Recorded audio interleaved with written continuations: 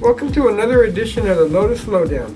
Today we're going to continue our lesson about 7 behaviors you should never tolerate. Number 2, humility. Humiliation is toxic behavior that can come in the form of harsh criticism or scarce jokes at your expense.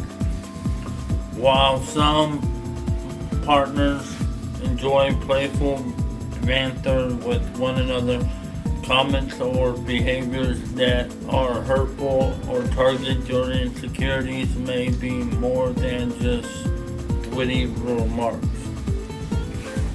Examples of humiliating. Oh, he always does that. Sometimes I wonder if I married an idiot. Are you seriously wearing that? I don't think you can even sit with that. Keep on eating those cookies. Don't pay attention to her. She's got no clue.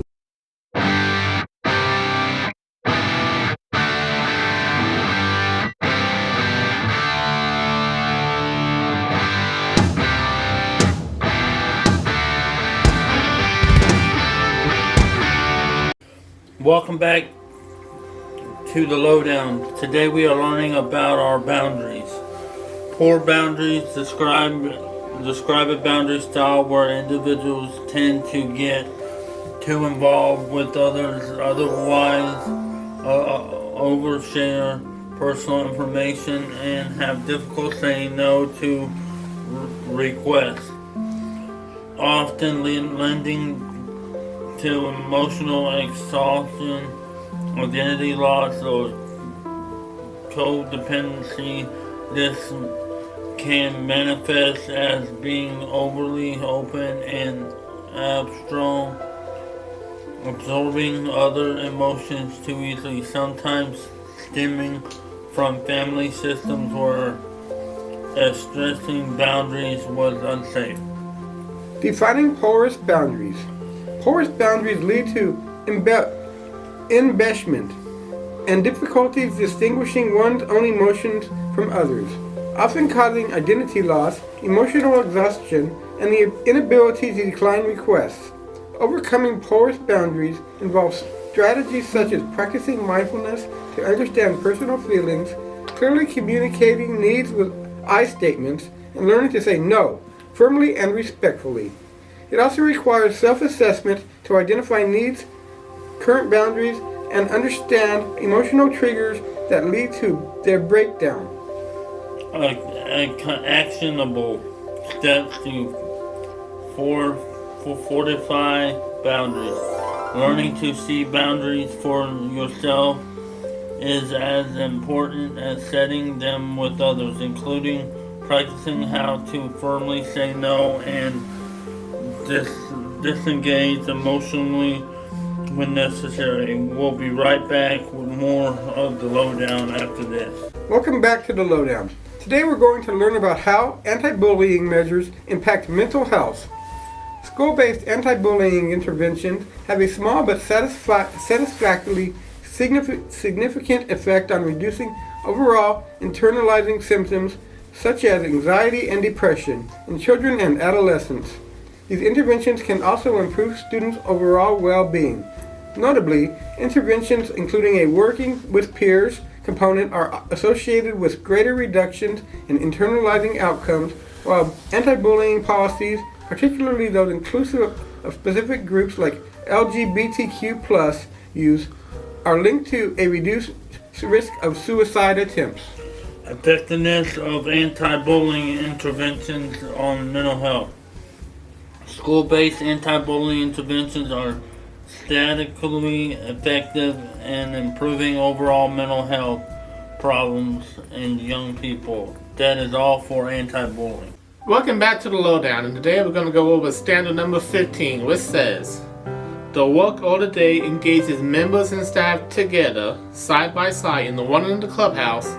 The clubhouse focuses on strengths, talents, and abilities. Therefore, the work of the day must not include medication clinic, day treatment, or therapy programs within the clubhouse. That is all for the standard review. Welcome back to the Lowdown, and today Stanley and I are going to go over the history of mental health. The history of mental health reflects a cynical evolution rather than a linear progression, with understanding and treatment shifting from supernatural and simultaneous-centered explanation to more scientific and psychocentric approaches.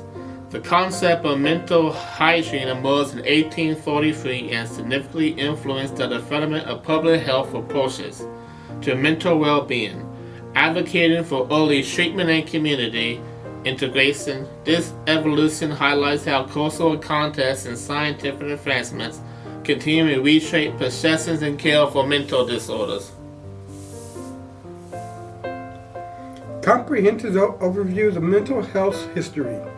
Mental health history is characterized by a cynical rather than linear progression, influenced by diverse cultural contexts and evolving explanations, from supernatural to scientific perspectives, with ongoing challenges like stigma despite advancements. We'll be right back with more after this. Welcome back to the Lowdown, and now we move on to the Clubhouse International News. A growing future for clubhouses in Sweden. Our global clubhouse network continues to expand. Sweden is now experiencing remarkable growth in the clubhouse movement. Thanks to years of coordinated advocacy, Sweden is now on track to reach 20 clubhouses nationwide, a milestone originally set for 2030 but is now expected already next year. Since 2018, the Swedish Clubhouse Coalition has had a dedicated staff member supporting new clubhouse initiatives, growing from 12 clubhouses to 20 by 2026. Combined with the outstanding work of the existing clubhouses, a strong socio-economic evaluation demonstrating clear financial benefits for funders, and a minister for social affairs who openly says he loves the clubhouse model. The movement in Sweden has gained real momentum. Throughout 2025, several communities opened new clubhouses or entered funded startup phases, supported by the Swedish Clubhouse Coalition through training, political anchoring, and hands-on guidance. The National Forum now brings emerging groups together for peer learning and mutual support, strengthening both quality and long-term sustainability. This collective effort across members, local communities, politicians, and established clubhouses is the driving force behind Sweden's clubhouse baby boom, creating more places of belonging, purpose, and recovery across the country. Sweden's clubhouse baby boom stands as a powerful example of how coordinated advocacy, strong partnerships, and proven outcomes can accelerate growth across our global network. As new communities embrace the clubhouse model and demonstrate its impact, they help pave the way for other countries to follow. Each new clubhouse contributes to a growing international movement rooted in belonging, opportunity, and recovery. A movement that continues to expand and inspire and shape the future of mental health support worldwide. That is all for Clubhouse International News. Welcome back to the Lowdown, and now we are going to read our weekly newsletter spotlight. This is My Transitional Employment Experience by Summer Davis. When I first came to Topeka, I was looking for work and I was struggling when I became a member of the Lotus House. The staff supported and guided me to a transitional employment position at Petland. When I got hired, I was nervous, but as my journey continued, I grew to love it. I made friends with some of the coworkers, and my best friend was a bird named America, also known as Mare. Stuff I did was scanning, dusting, zero inventory, yellow tags, checking expiration dates. Having this job was honestly the best. Not only did it give me confidence, it gave me inspiration and more self-esteem. As I finish up, I will continue to build more confidence in my next journey in a job.